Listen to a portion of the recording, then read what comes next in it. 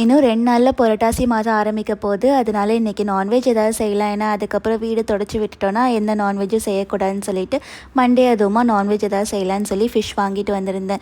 Fish வாங்கிட்டு வந்து அம்மாட்ட கொடுத்துருந்தேன். அம்மா வந்து பாதி குழம்பு வச்சுட்டாங்க. பட் அந்த கொதித்து மீன் போடுற டைமில் அம்மா கொஞ்சம் வேலை இருக்குதுன்னு சீக்கிரம் கிளம்பிட்டாங்க. சரி சொல்லி நானே வந்து பேலன்ஸ் இருக்க வேலையெல்லாம் அப்படியே பார்க்க ஆரம்பிச்சிட்டேன். மீன் நல்லா குழம்பு கொதிச்சதுக்கப்புறமா மீன் போட்டுட்டு நல்லா கொதி வந்ததுக்கப்புறமா இறக்கி ஓரமாக வச்சுட்டேன். அண்ட் அப்படியே ஃபிஷ் ஃப்ரை ரெடி பண்ணியிருந்தேன். 2 விதமான ஃபிஷ் வாங்கிட்டு வந்திருந்தாங்க. ஆனால் பேர்லாம் எனக்கு கரெக்டாக தெரியல. பட் அந்த சைஸ் வச்சு கண்டுபிடிச்சது வேறு வேறு ஃபிஷ்ஷுன்னு சொல்லிட்டு உங்களுக்குலாம் வந்து பார்த்தாலே ஃபிஷ் பேர் கண்டுபிடிப்பீங்களான்னு கமெண்ட்டில் ஷேர் பண்ணுங்கள்.